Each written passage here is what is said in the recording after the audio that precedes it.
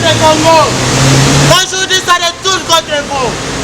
Vous, la Sud-Afrique. Aujourd'hui, ça retourne contre vous. Je veux que en fait, les chefs d'État africains ils disent quelque chose aux Sud-Africains parce que vraiment c'est allé trop loin. Les Noirs africains qui tuent les autres Noirs, c'est regrettable. Donc, tous les peuples africains sont très déçus. Mais pour les Africains, le roi bamona biso le roi bamboa mutazo le belango le loroté ba président na biso pe ba bouffon wana mutu moko te azoloba. Je me rappelle bien, même dans les écoles, les gens ont cotisé de l'argent pour l'Afrique du Sud. Bango baza ta ba code, oya manifestation fele. Bango ya na bango te miyibi, ne baza wana. Yana ke negotiko na CPI fayu la boya, mais nga lelo, funa ke negola na garda fina zo lié Sud-Africain moko awa. Kolala keseni balobi kolele keseni kolele keseni www.visionnews.tv balobi .com na suka fezalaka visionnews.tv.com. Abonnez-vous, c'est Didier Lacoste qui parle, l'archi-chanteur. Meli na Tete bimasaye bisa Didier Lacoste wana archi-chanteur Tonolo balobi Edgar Mokonzi binga bampangi nyonso Bela Ndandi na chaîne Ndandi balobi mikolo defate Mokonzi kanga bango na image. Bonjour et bienvenue sur www.visionnews.tv.com, la solution à tout nulle part ailleurs, ça se passe ici. Comme j'ai dit plusieurs fois, les savoirs ne mentent pas, c'est les fruits de notre travail. Les fruits de notre travail, c'est ça que vous voyez avec les concepts Tosolamboka, Mbeli. Donc, vraiment, avec un grand regret, un grand souci, nous sommes devant l'ambassade de l'Afrique du Sud, où tous les peuples africains sont réunis pour contester tout ce qui se passe en Afrique du Sud. Les Noirs sont en train de s'entretuer entre eux, les Noirs. Donc, c'est les choses qui ne peut pas exister au XXIe siècle, c'est pas normal. Alors, j'ai fait appel à tous les Africains qui sont encore dans la route pour venir. Donc, vous allez voir les différentes personnes qui vont passer ici. Donc, je suis là devant l'ambassade de l'Afrique du Sud, là où il y a tous les Africains qui sont là en train de contester tout ce qui se passe en Afrique du Sud. Alors, tous appels à Bandeko Nabiso Batamangala, na Olobape pour Mangala, Bandeko Nabiso Mangala, Baza et Belé, Wana Toza na Mama Congo. Bino Boyebi Kazaka, Mubundeli na Bino, vraiment Toza Liboso, l'ambassade d'Afrique du Sud. Donc, Mama Congo a Telemi, Batnyos ba Telemi, donc Bazo Bundela Mboka la Bango, Bino Mobika Mboka Loi, Ata Mbila Lobby, donc Hermon a Nika Mbila Mbata po, tension eza likolo a Sakanate po, Talakaka, Bandeko Bazé, Belé Bamia kolobela biso na ba français na lingala na ba minoko nyos ba koloba musu na anglais ba musu ba koloba na zulu vraiment toza awa mais binomo boyebi ba sud africain so ba sali ndeni ni ba mbila bazolinga batina biso na ngamo mai mais biso to boyinga mama tolobi tokozala kaka liboso wana tokokende te so bolingi boboma biso so bokanga biso mais binomo bika eza mboka ya mibeko bakangaka batu te parce que to sali eloko te to bomi mutu te tozo telemela droit na biso bandeko baza ebele vraiment to me Rolanda intervention ya bandeko na biso. Et comment nous-mêmes on se comporte face à nous-mêmes. Voilà. Et quand un blanc va te traiter de salmès, tu vas dire qu'il est raciste, il est raciste. Mais pour que tu nous traites comme des clones. Voilà ce que vous voulez. Comment on va insulter encore les Arabes? Vous nous avez mis devant les faits accomplis. Honte à vous. Même si les blancs tuent les noirs, on va plus discuter. Même si les arabes tuent les noirs, ils ont des actes barbares. Ni noirs, ni blancs, ni quoi. Et vous êtes quelle race? Vous voulez faire des blancs. Notre Congo. Aujourd'hui, ça retourne contre vous. Vous, la Sud-Afrique. Aujourd'hui, ça retourne contre vous. Vous avez tué notre Mobutu. Ils sont toujours comme ça. Vraiment. Dis-moi d'abord, quel blanc il va accepter d'employer des sauvages comme ça? Qui va accepter des sauvages comme ça? Ils se plaignent, non, ils ont divisé notre pays, c'est comme si c'était les rois, nanani. Mais pourquoi ils font des choses comme ça? Qui va vous accepter dans son entreprise? Dans ton pays, T'as vu, hein? Tu as vendu notre Congo. Toi, Mandela. L'Afrique. Tu as vendu notre Congo. L'Afrique. Tu as lâché Mobutu, toi. C'est vrai. Tu avais vendu Mobutu. Mobutu, Et regarde aujourd'hui. Ça retourne contre toi. Oh. Et toi, Claudicia. Et toi, Kémy Séba.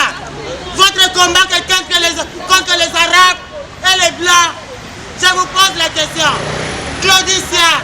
Et toi, Kémy Séba. Est-ce que tu ne vois pas les Noirs qu'on est en train de s'assassiner en Afrique du Sud? Moi, je vous ai compris. Là où on est en train de tuer les Congolais, j'ai jamais vu Claudicia. Claudicia, toi tu as toujours pris la part des Rwandais. C'est pour cela, comme les gens qui sont en train de mourir là-bas, c'est les Congolais. Claudicia, avec Kémy Séba, il ne veut pas organiser la manifestation. Pour votre combat avec les Blancs, avec les Arabes, il faut condamner aussi les Noirs, le Sud-Afrique. Il faut organiser la manifestation pour que ça s'arrête. Hein, Claudicia, il y a nos frères congolais, on a brûlé là-bas. Hein? Toi, Kémy Séba, les Congolais sont brûlés là-bas. Où est la manifestation ici?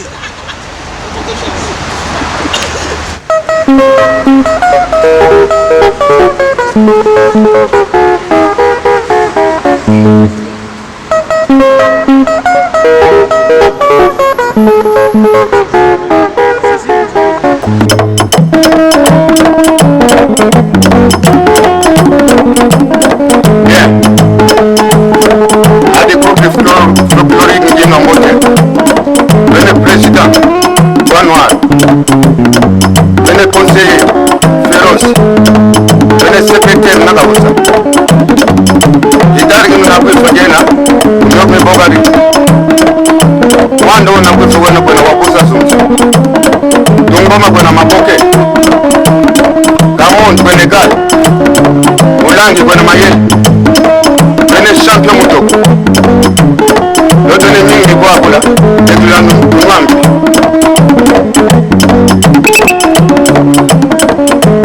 Manu manu muge, manu manu muge, manu manu muge muge, manu manu muge muge. Merci énormément pendant ce Congo, vraiment merci pour l'intervention. Nous avons toujours devant l'ambassade d'Afrique du Sud, l'Afrique, la télévision, la tolingi so makambo te na 21e siècle.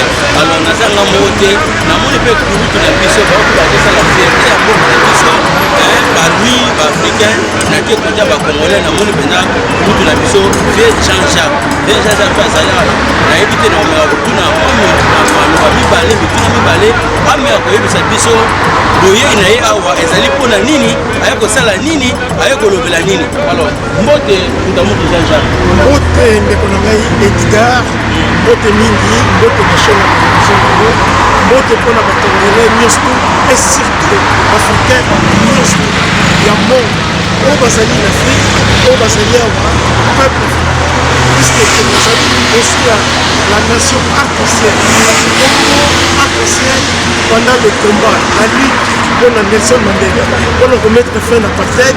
Kombo wana ebotamaki la nation arc-en-ciel eza ko rassembler ba couleur nyonso, race blanche, race noire, ba race tout jaune, donc ezokoloba bosanga. Mais aujourd'hui, après que tu luttes pour la banque, le président africain, comme Koufi Bani, Julius Nyerere, Mobutu, le président africain, Kilikili, luttaki pour que l'Afrique du Sud, la nation africaine, les a libéré le peuple noir africain. Aujourd'hui, qu'est-ce qu'on voit? C'est le peuple noir africain qui tue les autres noirs. C'est regrettable. Donc, tozali awa toza ba peuple africain nyonso très déçu na ba crime ba commettre, mais en particulier ndenge nazali awa naza ko représenter l'Afrique et en particulier ba Congolais. Mais la nation arc-en-ciel, peuple africain, ceux qui verront cette vidéo je vous interpelle de manière à ce que nous puissions aider nos frères de la nation caucasienne, de l'Afrique du Sud, de savoir aimer les autres, de savoir s'aimer entre eux, puisque même entre eux, ils s'entretuent. Les Zoulous contre les autres. Maintenant, ce n'est plus la guerre entre eux, ce n'est plus les crimes entre eux, mais c'est les crimes vis-à-vis de leurs propres frères africains. Moi, personnellement, il y a 40 ans, je suis à Paris, en France, j'ai manifesté pour l'Afrique du Sud indépendante. L'ambassade s'est trouvée de l'autre côté là-bas de la Seine. On avait lutté, on avait marché, on était gazés par des gaz lacrymogènes il y a 40 ans. Aujourd'hui, c'est le même Sud-Africain qu'on a combattu pour leur liberté, pour leur indépendance. C'est eux qui nous tuent. Si j'étais là-bas, j'allais être tué. Voilà Ndekonala Edgar, peuple congolais, puissant à côté de l'Afrique du Sud. La France, on a l'ambassade d'Afrique du Sud. Baye Bagé, marche, manif, sitting, Ekoya et Pelé, et pour ça la Mobélé. Mais Kinshasa, le président Félix Kabila, on gagnait l'élection, mais tout Congolais comme Yo, pour l'instant, on l'a dit aux Amokonzi. Il faut Hollanda, exemple la Nigeria. Nigeria a suivi les ressortissants a tout dit avion, va quitter Kuna. Ça là la même chose. Ça là la même chose. On y a été au Tika, Bisso Kozala, Baoué, Tokufara Kuna. Merci quand même pour l'intervention de l'unité. Qui nous sera la ville mobilier pour la popundela, mboka na biso surtout africain au monde bande ko bazo benga ebele. Alors sikoyo to meka kozonga nano à côté ya mboka na biso. Le 7 et 18, les 16 Félix Aouara. Alors message que ça appelle de Congolais merci Ndekonala Edgar. On a arrivé il y a usurpateur pour Yahibi Bokozi. Na Bokozi on a Yahibi, ma policier, baza kobeta masasi balle sur les 4 coins du Congo. Batu babimaki na Bukavu, babeti masasi chaque fois. Batu babimaki na Bakongo, on a relaxé de bafote qui était, babeti masasi chaque fois. La ville à Kinshasa n'a pas longtemps. Là-bas, alors, Congolais, il y a Belgique, il y a France, il y a Allemagne, il y a Angleterre, il y a Suède. Oh, il y a tout un message de la vie. Tosengeli bino biso nyonso tosangana tozala na Bruxelles tolakisa na Union européenne epai siège ezali ke mikolo aza moyibi bayibi victoire na ye la complicité avec les pouvoirs dictatoriaux. Il y a tyran Joseph Kabila, il y a tyran, peu dictateur, peu voleur, Nanga, Corneille Nanga. Et puis il y a président et Cour constitutionnelle, Mwamba, Osali et Lokomoko au conflit devant le peuple congolais, président Cour constitutionnelle, puisque tu as été désavoué même par les autres jours.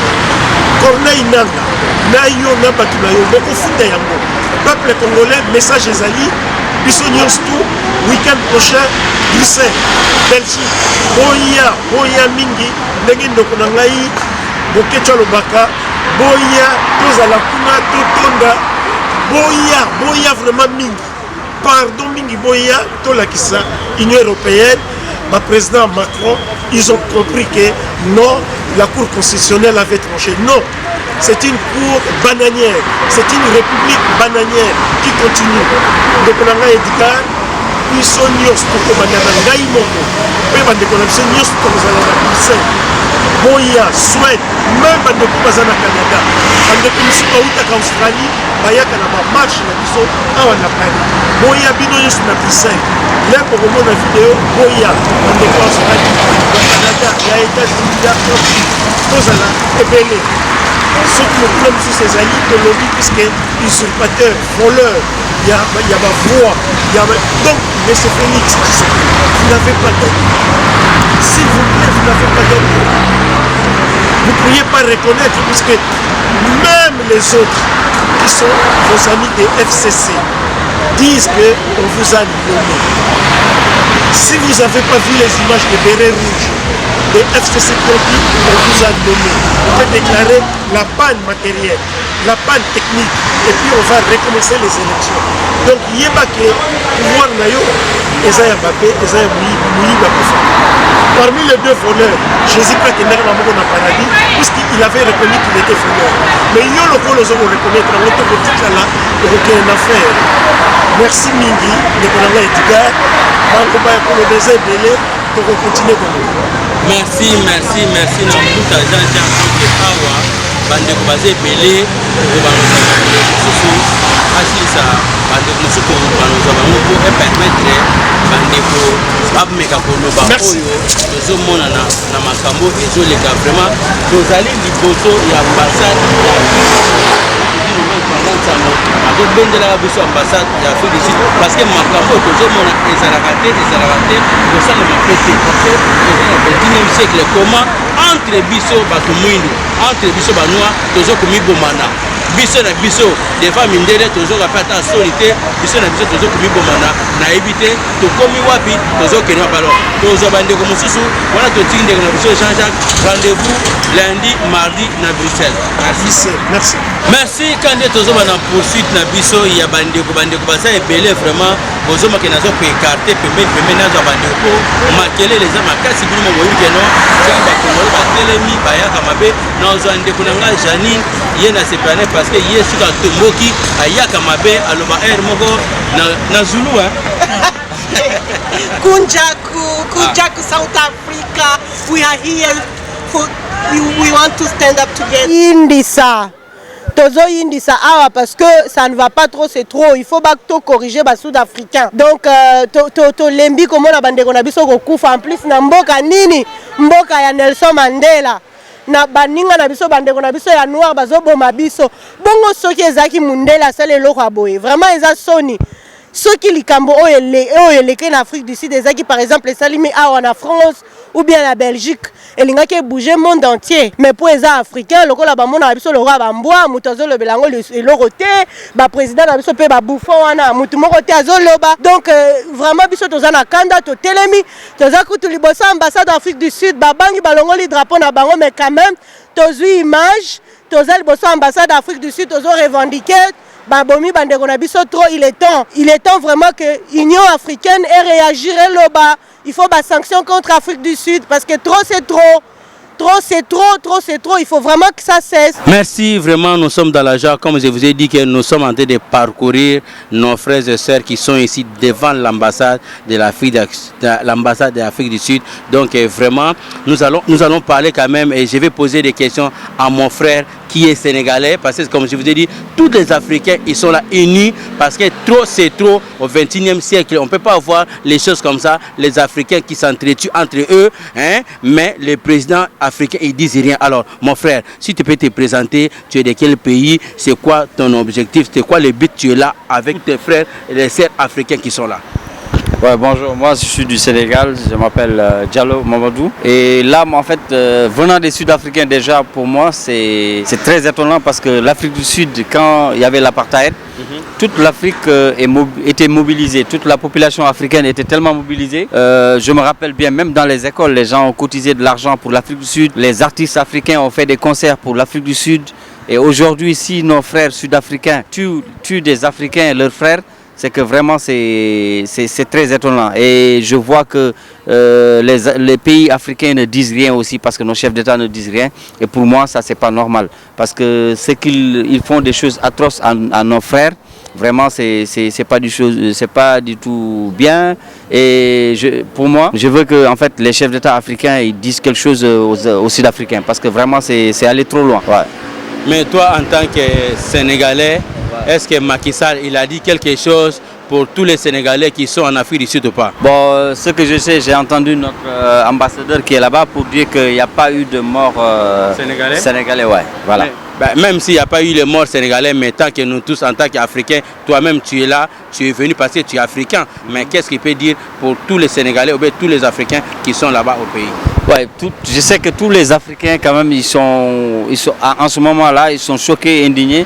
Mais j'ai entendu seulement le Nigeria, quand même, ils ont réagi parce qu'ils sont en train de rapatrier tous les Nigérians, tous les ressortissants nigérians. Ouais. Merci toujours, merci mon frère, merci d'intervenir. Donc, tozalaki dans Ndekonabiso sénégalais, binomo to bomundi na sino bandeko basé belé, tozoli kozaka même bandeko ba école différent, ba meka kosola, ba meka koloba et ozala bien parce que nyonso ezali pona lokumu na biso ba africain vraiment. Donc merci derrière la régie et d'une image pendant Sanga Congo pesa biso ba image ya bandeko mosusu. Merci vraiment ndeka bandeko na bano lobake non tozali toujours na ambassade d'Afrique du Sud. Donc bandeko bazo ya seko ya vu que ba peloton basé belé mais nazo ke luka moi ba mitu ya bato yo binomo boyebi ke balinga pe ko loba pe ba loba pe mingi pona makambo mboka na biso na loboko na kimobali nazana ndeko na biso Solange o ba bengi maman Lamuka na loboka ko mwasi nazana o nazarane de tous les jours de tout le temps mama Komba lobi nouvelle là ye mota simbi ngodo na minute a commis na haute dimension a changer ba dimension mais boyeba ba dimension a changer ngana eto za na plateau po ameka ko loba na plateau. Alors maman Solange Tomonio na ambassade d'Afrique du Sud but na yo ezanini boye na yo ezani po bandeko basé belé na ambassade d'Afrique du Sud meka ko pesa liloba na bandeko ba congolais na bandeko ba africain nyonso bazolanda. Merci Papa Edgar Mokonzi, merci peuple congolais, merci peuple africain. Excusez-moi, je vais parler en français parce qu'on parle aux Africains. Ici on n'est pas particulièrement sur le problème de Congo. On est venu à l'ambassade de l'Afrique du Sud pour parler sur la xénophobie qui se passe au niveau de l'Afrique du Sud. Moi, je n'arrive pas à comprendre. C'est quoi les problèmes? Jusqu'à tuer les gens, brûler les gens vifs avec des machettes, avec des haches, avec des couteaux. C'est vraiment incroyable. Voilà, on est là parce qu'on nous a fait appel à venir se manifester devant l'ambassade pour dénoncer tout ça. Et on est là, on parle, on dit non à cette situation. On est tous frères. Il y a l'amour fraternel qui doit régner. On est tous africains. On a droit d'aller partout dans le monde où on veut.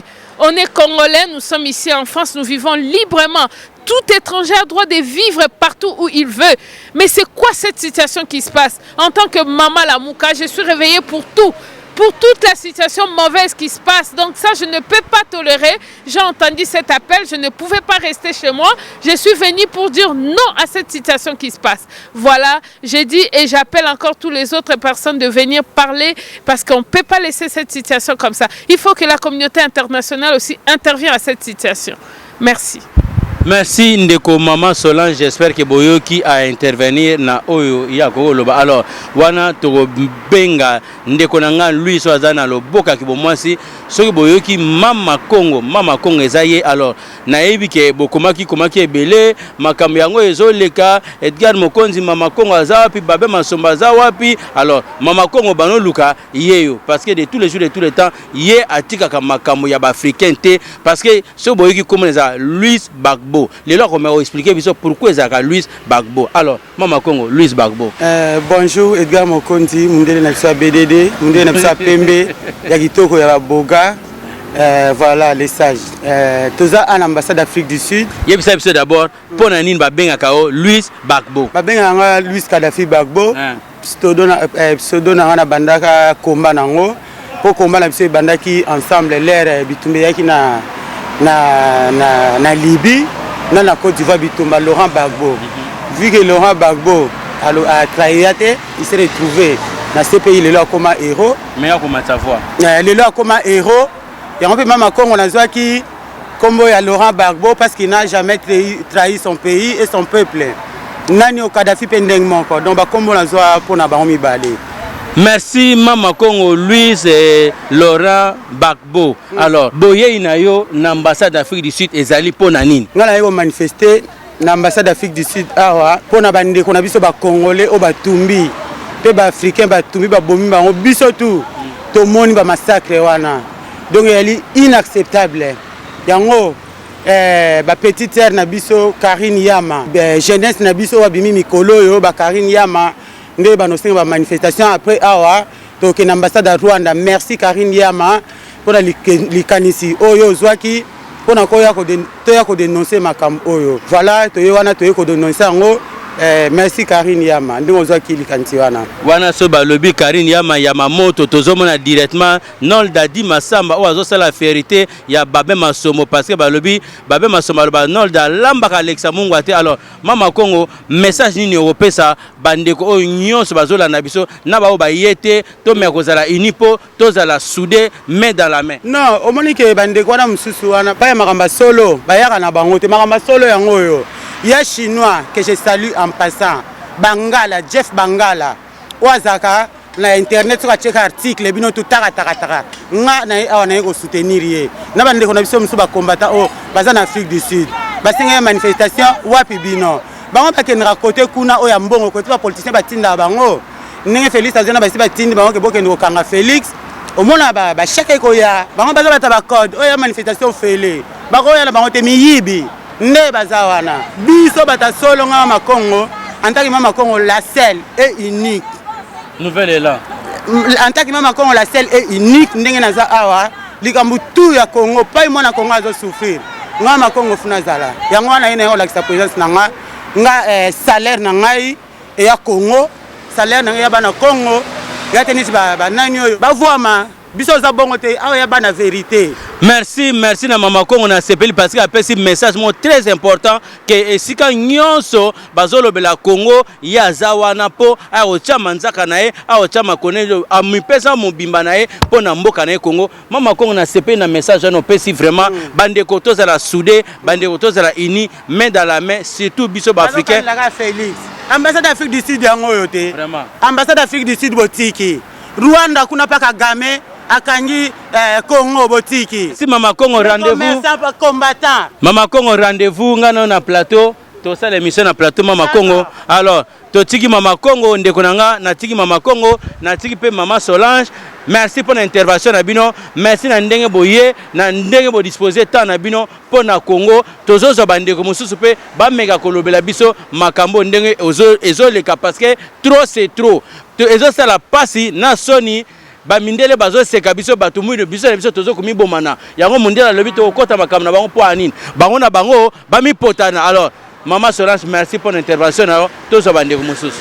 Merci Papa Edgar. Merci Mama Congo azongi lisusu na ebitenga na kansaki na silisi na ye mais azongi Mama Congo azongi lisusu nini. Non biso toza awa funa mona sud africain moko soka bimi wana funa liaye yo moto betaka ba général nde na zaon lelo na yaki complain na besoin ke la na garda finga na bisaka fayulu ya wana ke negotiko na CPI fayula boya mais nga lelo funa ke negola na garda fina zo lié sud africain moko awa Dieta Kabuya pardon Dieta Kabuya opesa nga mbote passa ma combattante quoi la grande combattante Dieta Kabuya ma copine à moi en passant na pesi mbote na makamwa na zate sote ki Mama Congo yokwea ngana na batela ki Mama Congo la ngai Dieta Kabuya sal. Merci Mama Congo bino mo bozo comprendre bino soka bani ko tuntuka boye e ayaka mabe yango na lingi e dino image akimisaka ye nyonso azala za pembe na caméra te tozo continuer bandeko baza ebele na moni fona lukasu bandeko na biso ya bekol biso boyoki nde na bisa bino abani déjà ko tuntu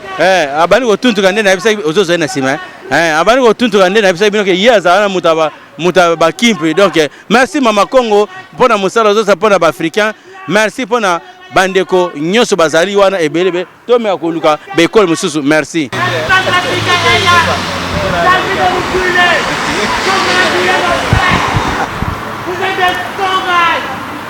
Vous êtes des cannibales, sans rage, sans cœur, sans rage, sans cœur. Vous avez combattu les Blancs, votre assassin, Nelson Mandela avait combattu les Blancs. Les Africains vont soutenir. Et aujourd'hui, vous êtes en train de brûler les Africains. Regardez à vous. Vous êtes sortis de l'Afrique. Vous n'êtes plus les Africains. Criminels. Merci président Nigeria. Et tous les présidents Nigeria. La République. Tous les présidents africains. Ils doivent faire pareil. Vous devez aller chercher votre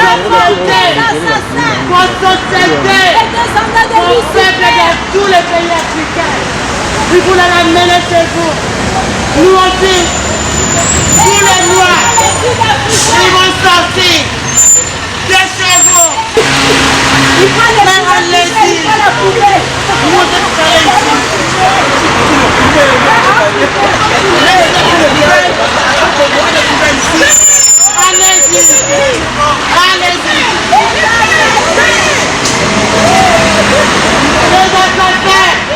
le Sud-Africain, contre Nelson Mandela, il avait combattu les Blancs.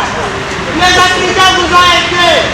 Et aujourd'hui, vous avez reculé les Africains chez vous. Vous êtes la sale race. Vous n'avez pas la race. Vous n'avez pas les Blancs. Vous n'avez pas les Arabes. Vous n'avez pas les Noirs. Alors, allez votre ambassade ici. Que ça parle de chez. Et moi je suis français. En tant que français, je vous ordonne d'aller à vos ambassades ici. Comme au Congo. Oh, en tant que français, j'ai oublié ma carte. En tant que français, je vous ordonne d'aller à vos ambassades ici. Parce que vous n'avez pas les Blancs, vous n'avez pas les Noirs, vous n'avez pas les Arabes. Allez chercher votre race ailleurs, là où ça se trouve, chez vous, alors au Centre-Afrique, votre race se trouve là-bas. Les Zoulous, les mandats des gens, il y a mieux chez vous que les Sida. Mandela vous a laissé comme héritage des Sida. Le pays des Sida, oh, le pays des Sida, oh, le pays des Sida, oh. Essayez encore. Essayez encore. Si nos frères qui sont encore là-bas, et vous allez voir, vous n'avez pas honte de laisser votre ambassade ici chez moi. En tant que français, je suis pour vous. Vous n'avez pas droit de laisser votre ambassade ici. C'est les étrangers. Les Français aussi, c'est les étrangers, nous, comme les Noirs. Vous allez combattre les Blancs, les Arabes. On va les fermer.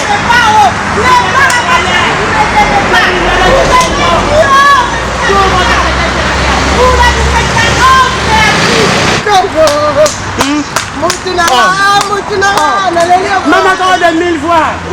Maman encore de 1000 voix. Même si je suis toute seule, tous les Blancs qui sont ici, ils ont entendu. Vous avez combattu les Blancs, vous avez combattu les Arabes. Maintenant c'est les Noirs. Vous êtes sans race. Sans race les Sud-Africains. Sans race. Les majeurs des gens. Les plus rares des gens. Les majeurs des gens. Quelle race? Votre pauvre Mandela. Votre pauvre Mandela. Aujourd'hui, les gens c'est qui vous arrive. C'est qui vous arrive, c'est pas nous. C'est votre pauvre Mandela. C'est votre cause, c'est votre pauvre Mandela. C'est pas à cause des autres Africains. Arrêtez vos blessés. Vous devez arrêter des sauvages. Vous êtes des sauvages. Vous êtes des sauvages. Des fascistes. Des imbéciles. Et vous devez sortir là. Tout votre secteur Congo pour que ça vienne chez vous à l'Afrique ici. Tous nos minéraux, allez récupérer pour les gens qui au Congo. Vous devez récupérer toute votre société chez moi au Congo. Les voleurs de Congas, les voleurs de diamants, les voleurs de l'uranium. C'est ça que vous allez nous faire vivre. Vous êtes bien ensemble avec Kagame, non? Pour notre Congo. Ça veut dire, ça c'est la malédiction qui vous a dit. Ça c'est la malédiction de votre pauvre Mandela. Shame on you! Shame on you! South African people, shame on you!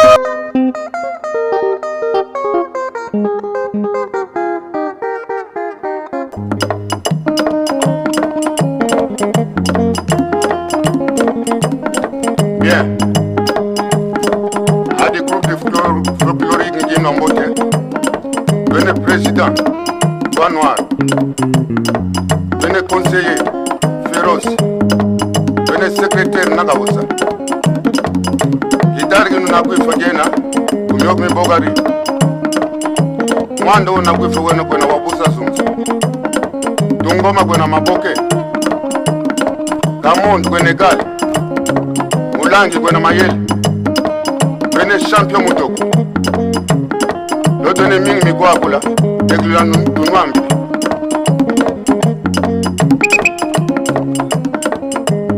Manu muge, manu muge Manu muge ngogwe, manu muge mundeze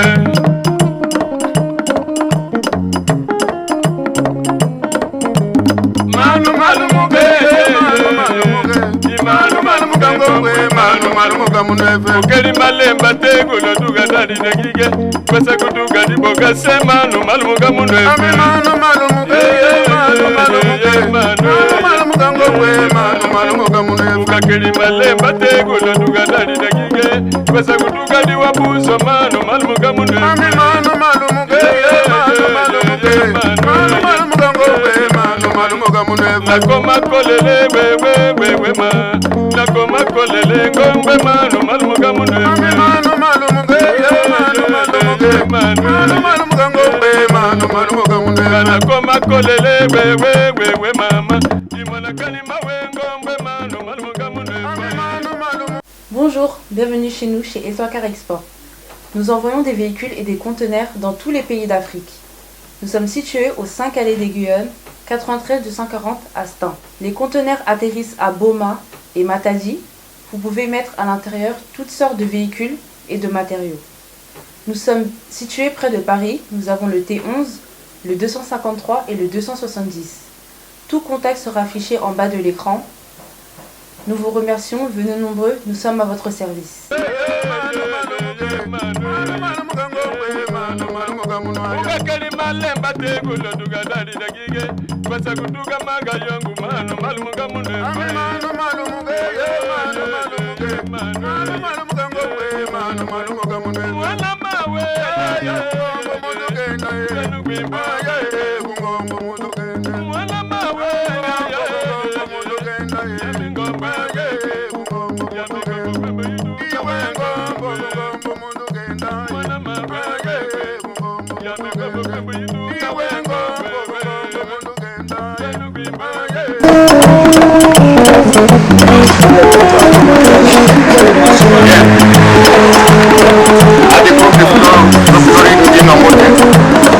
Le président Toi Noir le conseiller féroce le secrétaire Nagawosa Gitargi na kuifajena kumyok mi bogari Mwanda na kuifawena kwena wabusa sumsu Bana Paris, Bana Mokili Mobimba. Là on est chez Djino Belly Couture. Djino Belly Couture au Boyoga Sango. Dans la place de Paris, place de la République, entre République et Strasbourg-Saint-Denis. Bana Mokili Mobimba. Sobolingo la Kitoko Foboyaga chez Djino Belly Couture. Djino Belly Couture, nulle part ailleurs. Kaka Awa, ma soleza ko Karamanakati à Paris Awa. Bana Mokili Mobimba. So uta Londres, uta Belgique. So leki na Djino Belly te. Donc faut passer chez Djino Belly Couture. Ah, tout ça là, bah prix, il y a normal, bah prix africain, consommé africain. Pour mon salaire, ils ont côté parce que dans tous les pays, il faut tenir compte du fait que nous sommes africains.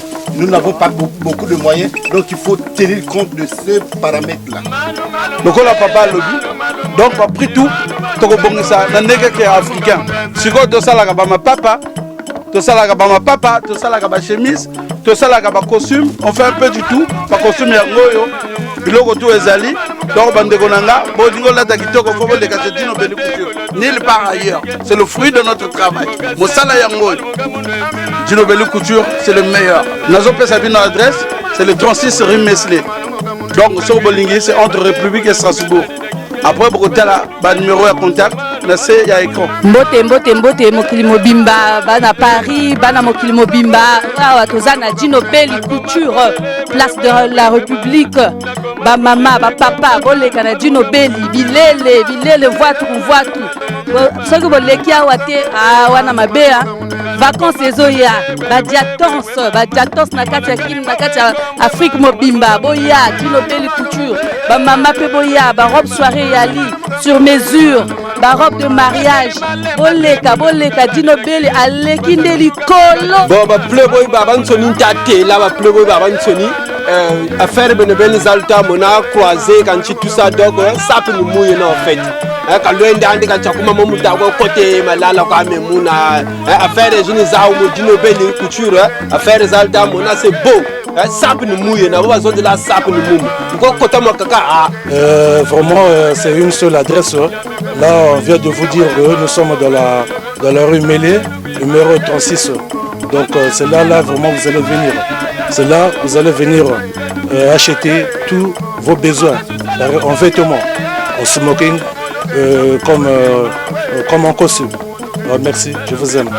Là, je suis en billet, en Dino Belly, en rayon de tennis, comme vous le dites vous-même. Là, voilà, c'est en 3 pièces. Une pour les meilleurs, Nico Business Car number 1, Nouvelle-Jérusalem. Nico Business, les meilleurs, oui les meilleurs.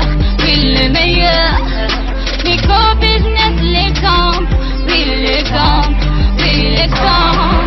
Il est l'espoir de la jeune. Nouvelle-Jérusalem, Nico Business Car, Nalobi Boya Awawa, Borozala Décité, Mituka Nyoso, confort, garantie attirée, kilométrage normal. Mituka Yote n'a prix à bien, en plus incomparable, prix abordable. Nouvelle-Jérusalem, chez Nico Business Car. Tukuna importe miotoka ya kuachana kisha eko nafanya vente na location ya miotoka ya kuachana.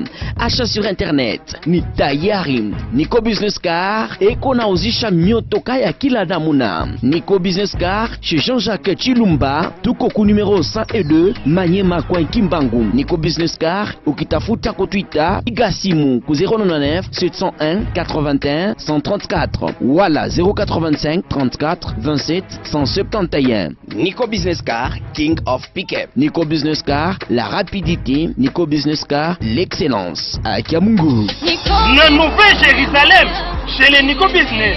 Tonton, ce n'est pas de la magie. Voyons, c'est qui la motoka?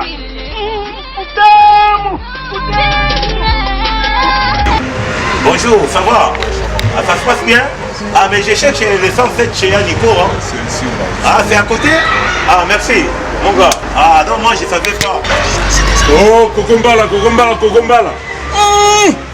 Moi, Japon. Derrière Nico. Oh, mais yo, on a pas Nico. Oh, yo, ma solange, ma solange, comment? Vous avez 107 yango. Ah bon? Ouais. Ah, donc il y a Nico comme ça. Mais oui. Et pas un ça. Et comment Wachang ne tombera jamais? Comment ma solange comment? Ah bon? Oui. Ok, tu écoutes. Ah, mais il y a pas Nico. Bon, il y a Nico, moi, ça. Ah, mais il y a Nico. Oh, il y a Nico Nzao. Délivré. Ah, donc on a un autre titre de comment? Merci. Ah, mais pour le titre à l'art, non, beaucoup qui s'en va poli. Ça là, yango. Là, ah, tout ça fret. Merci. Ok, beaucoup qui s'en va. Il faut arranger en mot, viens s'en occuper. Donc, tout ça la fret. Tout ça fait oui, hein, on a fait de C25. Et puis, tout ça, ben à Ria, je permettre de se continuer en mot, dans l'amour à la mission, en Afrique, au monde. Donc, dans Kinshasa, plus précisément, ils allaient dans Soficom, la ville, la Kitambo, partout. Mais c'est bien ça, il y a Angola, PAI, dans Brazzaville, PAI, tout ça là. Bon, partout. Ah, mais non, on a déjà parlé, on a dit pas.